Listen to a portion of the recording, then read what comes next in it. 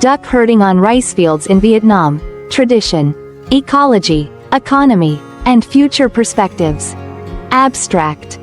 Duck herding on rice fields, locally known as Nuoi Vich Che Dong, is a traditional agricultural practice deeply rooted in Vietnam's rural culture.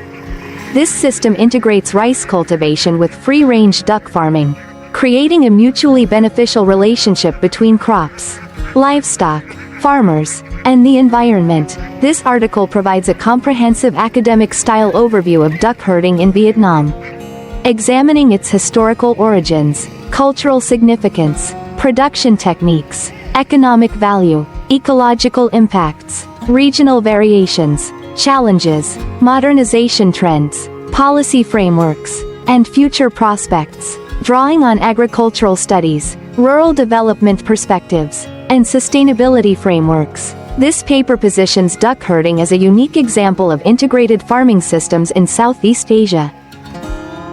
Vietnam is an agrarian country where agriculture has shaped economic structure's cultural identity. Rural livelihoods for thousands of years among various traditional farming systems. Duck herding on rice fields stands out as an adaptive and resilient practice that maximizes land use efficiency while maintaining ecological balance, unlike confined poultry farming. Duck herding relies on seasonal rice cultivation cycles, allowing duck to forage freely on harvested or flooded fields. This practice has gained renewed attention in recent decades due to increasing concerns about sustainable agriculture, environmental protection, rural income stability as industrial farming models face criticism for pollution, disease outbreaks, and high input costs. Traditional integrated systems such as duck herding present viable alternatives. This article aims to provide a detailed and structured analysis of duck herding on rice fields in Vietnam, suitable for academic reference, blog publication, research documentation. Historical background of duck herding in Vietnam. Duck domestication in Vietnam dates back several millennia, closely associated with wet rice cultivation. Archaeological evidence suggests that early Vietnamese communities in the Red River Delta and Mekong Delta integrated ducks into rice farming systems as early as the Bronze Age. Ducks were valued not only for meat and eggs but also for their ability to control pests and weeds. Evolution through dynasties. During feudal periods, especially under the Li, Tran, and Nguyen dynasties, rice agriculture expanded significantly. Duck herding became more organized, with seasonal migration of duck flocks following rice harvests. Historical records indicate that some landlords allowed duck herders to graze their flocks on harvested fields in exchange for pest control and manure. Colonial and post-colonial periods. Under French colonial rule, commercial rice production increased, particularly in the Mekong Delta. Duck herding adapted to larger-scale farming and market-oriented production.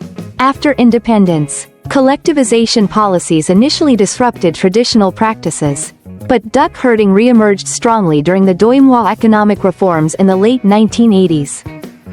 Duck herding in rural life. Duck herding is more than an economic activity. It is a way of life for many rural households. Families often pass down herding knowledge through generations, and seasonal duck migration shapes daily routines and social interactions. Folk knowledge and traditions. Traditional beliefs guide duck herding practices, such as selecting auspicious days for releasing ducklings onto fields or interpreting weather patterns to predict disease risks. Folk songs, proverbs, and rural stories frequently reference ducks and rice fields as symbols of abundance. Community cooperation. Duck herding requires coordination among farmers, landowners, and herders. Informal agreements regulate access to fields, water sources, and grazing schedules, reinforcing community bonds and mutual trust. Integrated rice duck farming systems. Duck herding exemplifies integrated farming, where crop and livestock production support each other. Ducks feed on leftover rice grains, insects, snails, and weeds, reducing the need for chemical inputs. Pest and weed control. One of the most significant ecological benefits is natural pest management. Ducks consume golden apple snails, insects, and weed seedlings that otherwise threaten rice crops.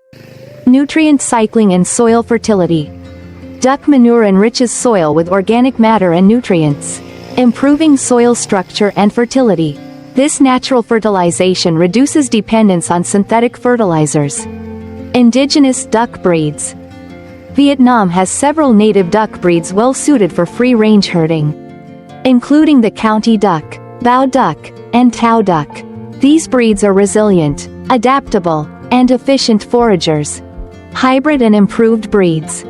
In recent years, hybrid breeds have been introduced to improve growth rates and egg production. However, these breeds often require more careful management and disease control. Breed selection criteria. Farmers select breeds based on climate, rice cropping patterns, market demand, and disease resistance. Seasonal timing and rice cycles.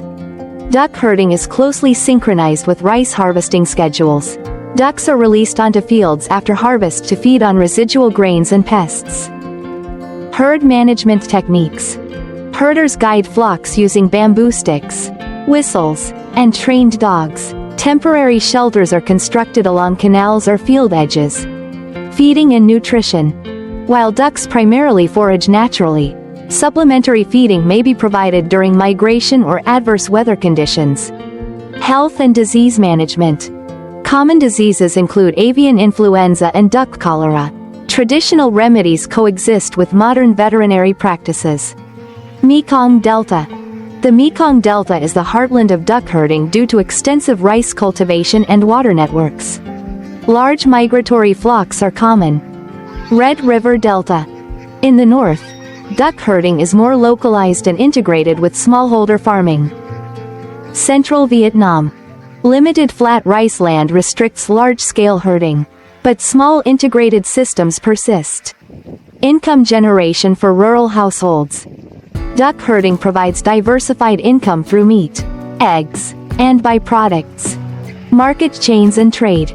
Products are sold through local markets, traders, and processing facilities. Cost-benefit analysis. Compared to industrial poultry farming, duck herding has lower feed costs but higher labor demands. Labor organization. Duck herding is labor-intensive and often involves entire families. Gender roles. Women play key roles in egg collection, marketing, and health management. Migration and lifestyle.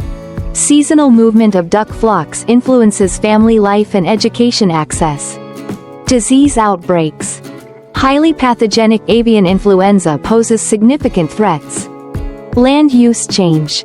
Urbanization and industrial agriculture reduce available grazing land. Climate change impacts. Floods, droughts, and unpredictable weather affect rice cycles and duck survival. Veterinary and biosecurity improvements. Mobile vaccination programs and disease monitoring systems have been introduced. Digital tools and market access. Some farmers use mobile phones for market information and coordination. Sustainable certification models. Organic rice duck farming certifications are emerging. Government support programs. The Vietnamese government promotes integrated farming for sustainability. Research and extension services. Agricultural institutes conduct research on rice duck systems. International cooperation. Development agencies support sustainable agriculture initiatives. Smallholder duck herding in Giang province. This case highlights income stability and ecological benefits. Organic rice duck farming models. Certified organic systems demonstrate market potential.